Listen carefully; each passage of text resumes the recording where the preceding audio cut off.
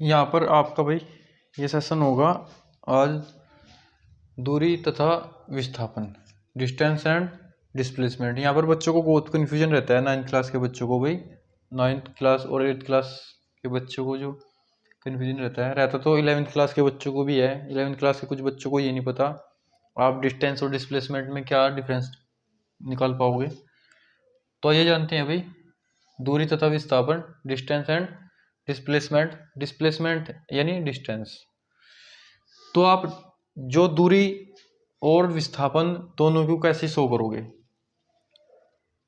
जैसा आप किसी रास्ते से पर चलते हो भाई, और जहाँ से आपने चलना स्टार्ट किया और जहाँ तक आप पहुँच गए, तो आपने कितना रास्ता कवर किया। यानी आप पहले पॉइंट से चले और लास्ट के पॉइंट पर जाकर रुक गए, तो इस तरीके से आपने टोटल कितना रास्ता तय किया, यानी लेंथ ऑफ द पथ। रास्ते की लंबाई, जो टोटल लंबाई होगी ना, 1 किलोमीटर 2 किलोमीटर या आने जाने का जो 5 किलोमीटर होगी, वही आपकी क्या होगी भाई, दूरी। यानी the length of the path या पाथ। कुछ बच्चे पाथ बोल देते हैं, कुछ बच्चे पथ भी बोल देते हैं। हिंदी में अगर बोले तो इसको पथ ही बोलते हैं, PATH। वैसे तो पाथ भी बोल देते हैं। यानी आपका क्या होगा, यानी जिस रास्ते पर चलते हो उस रास्ते की लंबाई, जितनी लंबाई होती है 3 किलोमीटर 4 किलोमीटर, वही आपकी दूरी होती है भाई। और आपका जो विस्थापन होता है, डिस्प्लेसमेंट, वो क्या होगा, फाइनल पॉइंट और इनिशियल पॉइंट दोनों के बीच का डिफरेंस। फाइनल पॉइंट या इनिशियल पॉइंट का डिफरेंस, या the final point and the initial point के बीच का जो मिनिमम डिस्टेंस होगी, वही आपकी क्या होगी, डिस्प्लेसमेंट। यानी शॉर्टकट रास्ता बोल दे जिसको, एक सीधी सी भाषा में क्या बोल दे भाई, शॉर्टकट रास्ता कह देते हैं ना। जैसे तुम वहाँ से वहाँ तक जाने में कितना शॉर्टकट लगेगा आपको, तो फाइनल पॉइंट और इनिशियल पॉइंट के बीच का मिनिमम डिस्टेंस कितनी होगी आपकी। तो मिनिमम डिस्टेंस में क्या कवर करेंगे, वो डिस्प्लेसमेंट को ही कवर करते हैं। और यहाँ से आपके कुछ, जैसे आपकी डिस्टेंस होती है और डिस्प्लेसमेंट होती है भाई, ये नेगेटिव होगी, पॉजिटिव होगी, और आप इसको कैसे बताओगे वो भी मैं यहाँ पर क्लियर करूँगा। तो आइए जानते हैं, किसी गति वस्तु, किसी गतिक वस्तु, किसी गतिक वस्तु यानी मूविंग बॉडी द्वारा किसी समय में तय किए गए पथ, यानी length of the way, length of the way की लंबाई को उस वस्तु द्वारा चली गई दूरी, यानी आपका ट्रेवल्ड डिस्टेंस कहते हैं। चली गई दूरी यानी ट्रेवल डिस्टेंस बोलते हो आप उसको। यानी आपका length of the way, length of the way या लेंथ ऑफ द पाथ, ही क्या होगा आपका, ट्रेवल्ड डिस्टेंस, चली गई दूरी। यानी किसी मूविंग बॉडी के द्वारा लेंथ ऑफ द पाथ या लेंथ ऑफ द वे को ही आप क्या बोलोगे, ट्रेवल डिस्टेंस, यानी दूरी। यानी उसने कितनी लंबाई तय की, कितनी लंबाई तय की, यानी पूरे पथ की लंबाई, टोटल पथ की लंबाई। लेंथ ऑफ द वे का मतलब है पूरे पथ की लंबाई जितनी होगी आपकी। यानी अगर घर से स्कूल के बीच की लंबाई माने तो 4 किलोमीटर या 5 किलोमीटर, तो 5 किलोमीटर मान लो, जो भी आपको मानना है भाई, वो सारी की सारी क्या होगी, आपकी दूरी ही होगी। यानी दूर, कितनी दूर है, कितनी दूर चले आप, वही क्या होगी आपकी दूरी। अगर कहे किसी गतिमान वस्तु की प्रारंभिक स्थिति, यानी इनिशियल पोजीशन, प्रारंभिक स्थिति यानी आपकी इनिशियल पोजीशन, एंड अंतिम स्थिति और फाइनल पोजीशन के बीच का जो डिफरेंस होगा, वही आपका डिस्प्लेसमेंट होगा भाई। इनिशियल पॉइंट और final point, the difference between initial point and final point, या फिर कहे shortest distance, the shortest distance between initial point and final point is the displacement. यानी मिनिमम रास्ता जो होगा, शॉर्टकट रास्ता बोल देते हैं आप उसको, यानी एक पॉइंट से दूसरे पॉइंट तक जाने में जो आपका शॉर्टकट रास्ता होगा, वही क्या होगा भाई, आपका डिस्प्लेसमेंट ही होगा।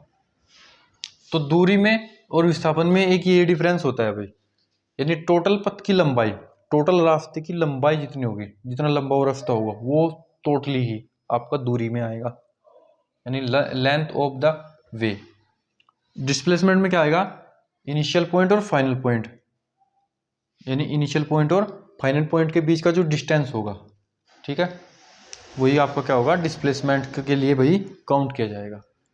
दोनों ही ये आपके इस तरीके से शो होते हैं। अभी आप इसको देख सकते हो, अपना डाउट क्लियर कर सकते हो, बार बार ये डाउट क्लियर नहीं होते स्टूडेंट्स के, तो ऐसे ही भी आप देख लो भाई।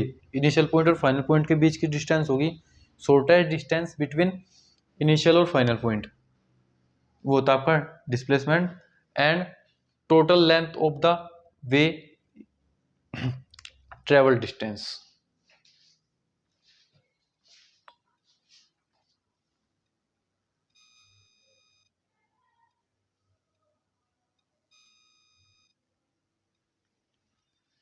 यहाँ से आपको डिस्टेंस और डिस्प्लेसमेंट दो चीज़ निकालनी है भाई।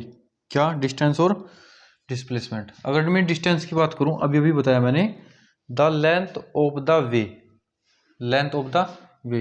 सपोज करो यहाँ पर ये स्कूल है आपका और आपको घर जाना है भाई, तो आपके लिए क्या करना पड़ेगा, आपको ए से बी तक 4 मीटर आना पड़ेगा और फिर बी से सी तक 3 मीटर तक आना पड़ेगा।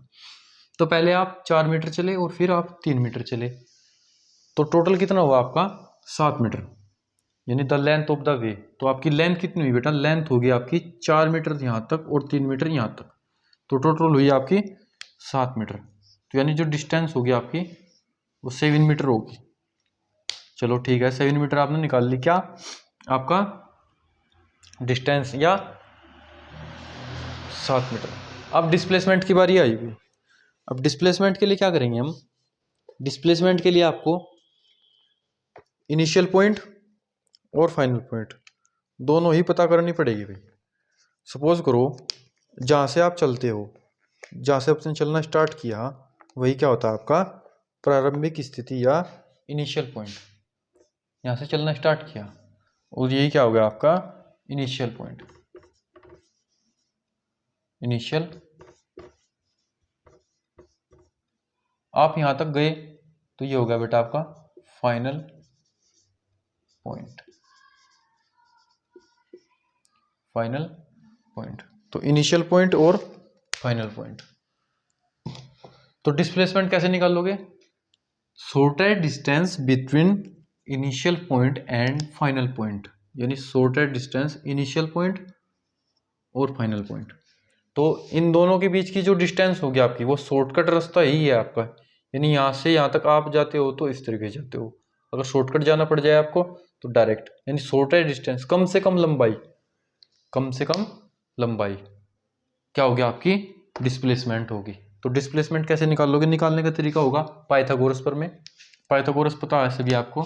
ये आपका क्या होता है भाई, हाइपोटेनियस।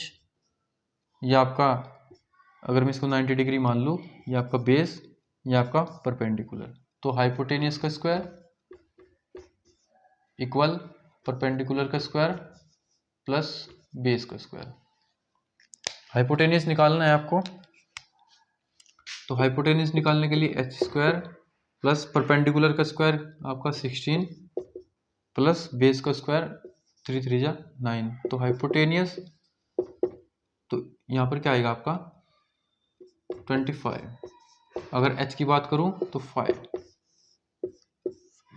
तो ये आपकी लेंथ आई हुई, ये आपकी, तो ये आई आपकी 5 मीटर। तो ये आपकी जो डिस्प्लेसमेंट हुआ आपका, वो डिस्प्लेसमेंट हुआ 5 मीटर। तो इस तरीके से आप क्या कर सकते हो भाई, उसको अच्छे से डिफाइन कर सकते हो। डिस्टेंस आपकी 7 मीटर है, यानी the length of the way, the length of the way. आप इसको इस तरीके से भी लिख सकते हो भाई, the length of the way, LENGHTH,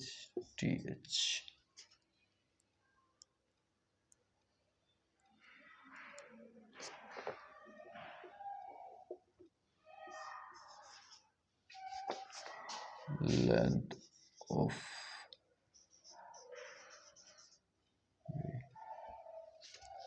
length of वे। ठीक है भाई। और ये होती है आपके सॉर्टेड डिस्टेंस, सॉर्टेड डिस्टेंस। तो इस तरीके से आप क्या निकाल सकते हो, आप अपना डिस्टेंस और डिस्प्लेसमेंट अच्छे से निकाल सकते हो।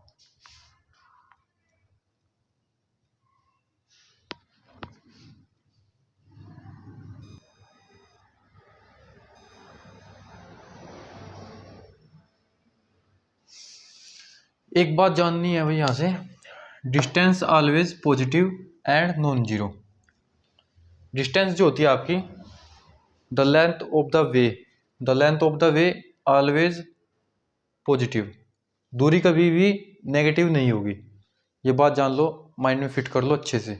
दूरी कभी भी आप नेगेटिव नहीं लोगे और ना ही जीरो लोगे, यानी दूरी कभी जीरो होती ही नहीं। तो दूरी वो जब जीरो ही होगी तो दूरी कैसी हुई, अगर वो पहले ही आप जीरो कर दोगे तो जीरो करने पर, यानी मैं यहाँ पर ही हूँ, यानी डिस्टेंस क्या होगी मेरी, मैं यहाँ से, मेरा मोशन हुआ ही नहीं कुछ, यानी मेरी पोजीशन में कोई चेंज हुआ ही नहीं, यानी मेरा जो, मैं यहाँ से बिल्कुल भी हिला नहीं, तो क्या आप कह दोगे कि डिस्टेंस इतनी है। जब मैं यहाँ से यहाँ तक जाऊँगा तभी तो आप बोल पाओगे कि डिस्टेंस कितनी हुई। तो अगर मैं यहीं पर ही हूँ, यहाँ से मैं हिला ही नहीं, तो आप कैसे कह सकते हो कि आपकी डिस्टेंस जीरो है। तो डिस्टेंस जीरो नहीं होगी, डिस्टेंस जीरो नहीं होगी, यानी दूरी जो होगी आपकी, दूरी कभी भी जीरो नहीं होती, बट हाँ पॉजिटिव होती है।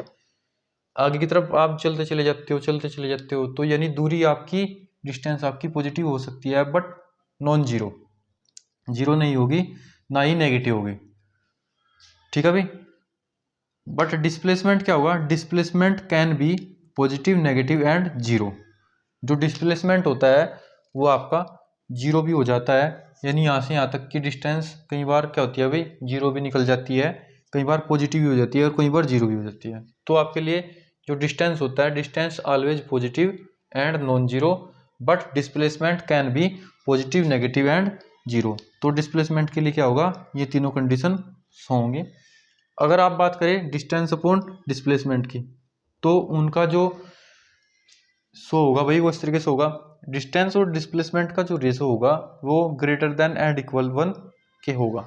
यानी आप अगर डिस्टेंस को रखते हो ऊपर और डिस्प्लेसमेंट को नीचे रखते हो, तो ये ऑलवेज ग्रेटर या इक्वल होंगे किसके, 1 के। ये कंडीशन बेटा सुफिशिएंट और नेसेसरी होगी आपके लिए, यानी ये कंडीशन क्या होगी आपकी, सुफिशिएंट होगी। Distance upon displacement greater and equal is to 1।